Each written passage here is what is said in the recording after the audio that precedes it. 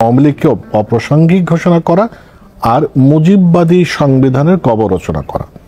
এখন মুজিববাদী সংবিধান বলতে কি বোঝায় আমি জানি না, আর আওয়ামী লীগকে অপ্রাসঙ্গিক ঘোষণা করা। আওয়ামী লীগ বা সংবিধান, আমাদের মুক্তিযুদ্ধ বা এই যে মুক্তি সংগ্রামের ধারাবাহিকতা যেটা বললেন, শুধু তো জুলাই না, এই 15 বছর বা তার আগের কথাও আপনি বললেন। বিশেষ করে আওয়ামী লীগকে অপ্রাসঙ্গিক ঘোষণা করা এবং মুজিববাদী সংবিধানের কবর রচনা, এ বিষয়ে কিছু মন্তব্য করবেন কিনা? আচ্ছা, আওয়ামী লীগ তো অপ্রাসঙ্গিক হয়ে গেছে। আচ্ছা, এই যে আমরা বারবার বলছি শেখ হাসিনার শেষ 15.5 বছরের শাসন ছিল স্পষ্টভাবেই আইনের লঙ্ঘন। তিনি অনির্বাচিত এবং অবৈধভাবে দেশ শাসন করেছেন। একটা উদাহরণ দিচ্ছি, তাহলে এই বছরকে তিনি নির্বাচিত হয়েছিলেন আওয়ামী লীগের নামেই তো, তাহলে তার পাপের দায় দল হিসেবে আওয়ামী লীগকে বহন করতে হবে না? আওয়ামী লীগ দল হিসেবে সেই দায় বহন যদি না করে, তাহলে বলতে গিয়ে শেখ হাসিনাকে আওয়ামী লীগের বিরুদ্ধে অভ্যুত্থান করে তার নেতা হয়েছিলেন, তারা তাকে মেনে নিয়েছিলেন। আসলে দেশের মানুষের সার্বভৌমত্ব আওয়ামী লীগের সার্বভৌমত্বে পরিণত হয়েছিল, এবং আওয়ামী লীগের সার্বভৌমত্ব পরিণত হয়েছিল শেখ হাসিনা নামক এক ব্যক্তির, একটি পরিবারের সার্বভৌমত্বে। তাহলে আপনি যদি সেইটাকে মেনেই নেন, তাকে যদি আপনি প্রাসঙ্গিক মনে করেন, তাহলে তার বিরুদ্ধে অভ্যুত্থান করলেন কেন? 1971-এ পাকিস্তান কি বাংলাদেশে অপ্রাসঙ্গিক হয়ে যায়নি? পাকিস্তানের হাতে আমাদের যে পাওনা বাকি রয়েছে সেটা এখনো আদায় হয়নি। ডক্টর মোহাম্মদ ইউনূস সঠিকভাবে বলেছেন পাকিস্তানের প্রধানমন্ত্রীর সাথে সর্বশেষ সাক্ষাৎকারে যে 71-এর অমীমাংসিত সমস্যার তোমাদের সমাধান করতে হবে, মীমাংসা করতে হবে। যেমন তারা বাংলাদেশে গণহত্যার জন্য এখনো ক্ষমা প্রার্থনা করেনি, সেটা তাদের ঐতিহাসিকভাবে স্বীকার করতে হবে। 53 বছরে না হলেও 100 বছর হলেও স্বীকার করতে হবে। এবং বাংলাদেশের যে পাওনা আছে তাদের কাছে আন্তর্জাতিক লেনদেনের, সেটা তাদের শোধ করতে হবে। কথায় কথায় বললাম। কাজেই আমাদের যদি ক্ষমতা থাকতো, পাকিস্তানি যুদ্ধবন্দীরা যদি আমাদের হাতে থাকতো, তাহলে আমরা তাদের বিচার করতে পারতাম। ভারত তাদেরকে সুকৌশলে বাংলাদেশ থেকে নিয়ে গেছে, তারা যেহেতু আমাদের মিত্র বাহিনীর সদস্য ছিল, নিয়ে তারা তাদেরকে তাদের রাজনৈতিক এবং কূটনৈতিক প্রয়োজনে তাদের ছেড়ে দিয়েছে। বাংলাদেশ তাদের বিচার করতে পারেনি। তো একইভাবে শেখ হাসিনা বাংলাদেশে বিচারকে প্রতিহত করার জন্যে এখন ভারতে পালিয়ে আছেন। ভারত কোন কারণে তাকে আশ্রয় দিয়েছে? আজকে শুনলাম তারা বলছে বাংলাদেশের সেনাবাহিনী শেখ হাসিনাকে আমাদের এখানে পাঠিয়েছে। আমি মনে করি এই প্রশ্নগুলোর মীমাংসা ইতিহাস দাবি করবে। সেই জন্য আওয়ামী লীগ অপ্রাসঙ্গিক হওয়ার মানে হচ্ছে, আমি যেভাবে বুঝি, যে আওয়ামী লীগ যে অপরাধের জন্য দায়ী, আমি বলবো না যে আওয়ামী লীগের সবাই দায়ী, আওয়ামী লীগের যারা যারা দায়ী তাদেরকে চিহ্নিত করতে হবে এবং তাদেরকে তার জন্য তাদের প্রাপ্য বুঝিয়ে দিতে হবে। তাদের প্রাপ্য কি? যার যত বড় অপরাধ তাকে তত বড় শাস্তির মুখ আওতায় আনতে হবে। ন্যূনতম শাস্তি হচ্ছে কি? তাদেরকে রাজনৈতিকভাবে নির্বাচনের অযোগ্য ঘোষণা করতে হবে। আমরা বলছি যুদ্ধাপরাধীদের বিচারের জন্য দাঁড়িয়ে উঠেছিল না, যাবজ্জীবন কারাদণ্ডে জনগণ সন্তুষ্ট ছিল না, অন্তত তারা মৃত্যুদণ্ড দাবি করেছিল। তা আমি মনে করি আওয়ামী লীগের সরকার যে অন্যায় করেছে সেটা মৃত্যুদণ্ডযোগ্য অপরাধ হলেও আমরা অনেকেই মৃত্যুদণ্ড পছন্দ করি না। কিন্তু তাদের যদি আবার রাজনীতিতে পুনর্বাসিত করে আপনার রাজনীতি হয়, তাহলে এই অভ্যুত্থান নিজেই নিজেকে ব্যর্থ ঘোষণা করবে। অর্থাৎ মৌলভীকে অভ্যুত্থানটা ন্যায্য ছিল না। এটা যেমন আওয়ামী লীগ এখনো বুঝে উঠতে পারছে না। 5ই আগস্টের আগে পর্যন্ত তারা যে অন্যায় করছে তারা বুঝতে পারছে না। এখনো তারা বুঝতে পারছে না যে তারা অন্যায় করেছিলেন।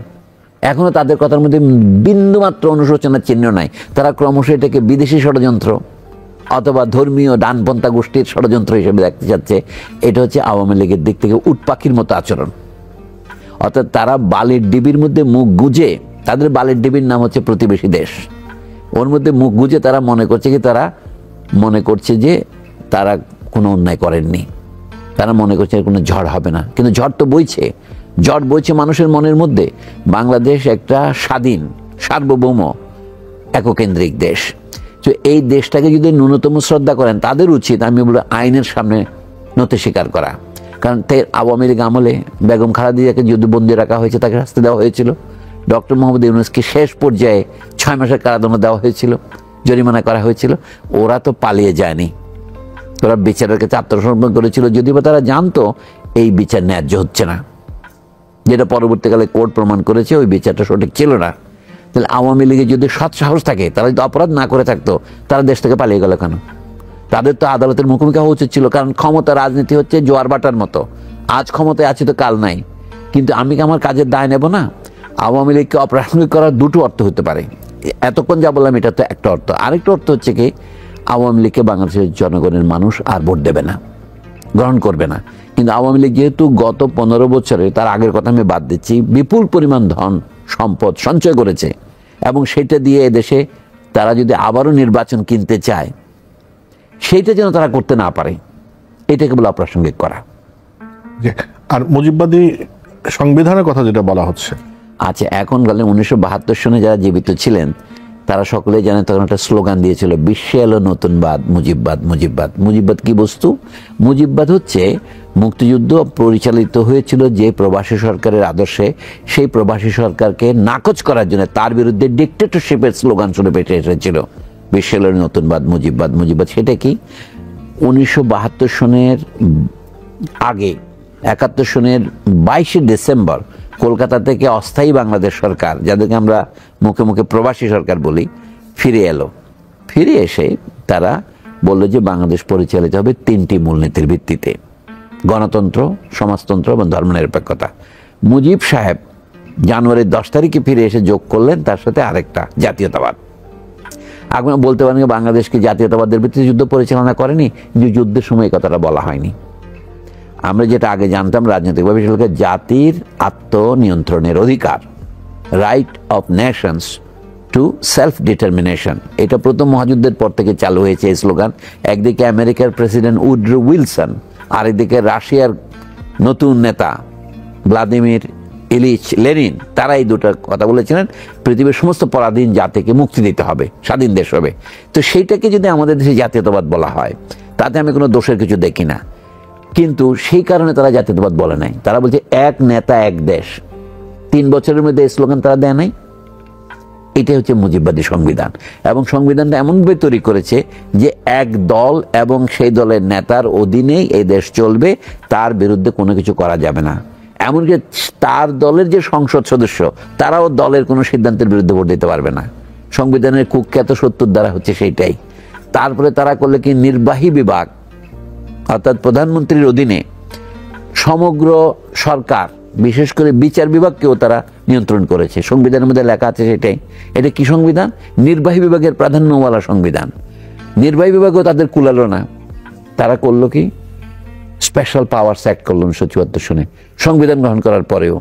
তাতেও তাদের কুলালো না, তারা এক দল বাংলাদেশ কৃষক শ্রমিক আওয়ামী লীগ ওরফে বাকশাল তৈরি করলেন। এই কথা সব ভুলে গেলেন আপনি?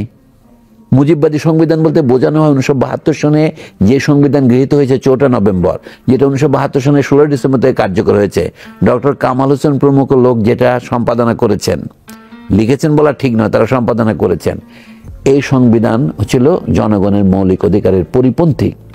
মৌলিক অধিকার স্বীকার করেনি, যেগুলি মানুষের মৌলিক অধিকার সেগুলির অর্ধেকটাকে তারা নাকচ করে দিয়েছেন। নাম দিয়েছে কি, রাষ্ট্র পরিচালনার মূলনীতি। রাষ্ট্র পরিচালনার মূলনীতি মানে কি?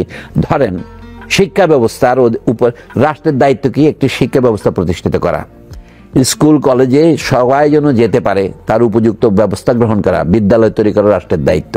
কারণ যদি রাষ্ট্র সেই দায়িত্ব পালনে ব্যর্থ হয়, তাহলে রাষ্ট্রের বিরুদ্ধে মামলা করা যাবে সুপ্রিম কোর্টে অথবা আদালতে। সেটাকে তারা নাকচ করে দিয়ে এটাকে রাষ্ট্র পরিচালনার মূলনীতিতে রেখেছেন। শিক্ষা, স্বাস্থ্য এবং যত রকমের আমরা বলি অর্থনৈতিক এবং সামাজিক এবং সাংস্কৃতিক অধিকার, সবগুলোকেই মৌলিক অধিকারের আওতা থেকে বাইরে রেখেছেন তারা। এটা হচ্ছে মুজিববাদী সংবিধান, যে সংবিধান শেষ পর্যন্ত একদলীয় সংবিধানে পরিণত হয়েছিল 4th সংশোধনের মাধ্যমে। সেটি কি এখনো পর্যন্ত চালু নেই? পৃথিবীর ইতিহাসে নজির আছে যে কোনো দেশের সংবিধান যদি অকার্যকর হয়ে যায় অথবা সেটা যদি জনগণকে প্রতারিত করার মতো সুযোগ তার মধ্যে থাকে, তাহলে সেটা যতক্ষণ সেটা সংশোধন করা যায় ততক্ষণ সংশোধন হবে। কিন্তু তার গোড়াতে যদি ভুল থাকে, তাহলে সংবিধান নতুন করে লেখা বা সেই সংবিধানকে ব্যাপক পরিবর্তন করা, পরিমার্জন করা এমন মহা অপরাধ নয়। ফ্রান্সের মতো দেশে বিপ্লবের পরে 10 বার সংবিধান বদলাইছে এবং প্রত্যেকটাই নতুন সংবিধান। ফ্রান্সে এখন যে সরকার চলছে এটাকে বলা হয় 5th রিপাবলিক, 5ম প্রজাতন্ত্র। 1789 সনের যে ফরাসি বিপ্লব, তারপরে 1793 সনে তারা প্রথম প্রজাতন্ত্র তৈরি করে। এটা জানাচ্ছি আপনাকে এই জন্য, প্রথমে তারা কিন্তু বিপ্লব করে প্রজাতন্ত্রকে প্রতিষ্ঠিত করে নাই, তখনও রাজতন্ত্র ছিল। তারা স্বৈরাচারী রাজতন্ত্রের জায়গায় করেছিল কি সাংবিধানিক রাজতন্ত্র, কনস্টিটিউশনাল মনার্কি। সেইটাকে রাজার মাথা কাটার পর 1793 সনে তারপর তারা ঘোষণা করে এটা প্রজাতন্ত্র। সেই প্রজাতন্ত্রকে আমি অতি সংক্ষেপে শেষ করছি, নেপোলিয়ন এসে আবার রাজতন্ত্রে রূপান্তরিত করেন। নেপোলিয়নকে উৎখাত করার পর আবারও রাজতন্ত্র হয়, তারপরে দ্বিতীয় রাজতন্ত্র হয়। 1848 সনে ফ্রান্সে আবার দ্বিতীয় প্রজাতন্ত্র হয়। তারপরে আবার নেপোলিয়নের ভাতিজা আছে 1851 সনে আবার এটাকে রাজতন্ত্রে রূপান্তরিত করেন।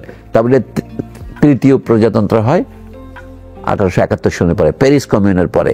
তারপরে 1858 সনে চতুর্থ প্রজাতন্ত্র হয়, এরপরে পঞ্চম প্রজাতন্ত্র হয়। বর্তমানে পঞ্চম প্রজাতন্ত্র চলছে। উদাহরণটা এই জন্য নিলাম, এই মডেলটা আমরা অনুসরণ করি।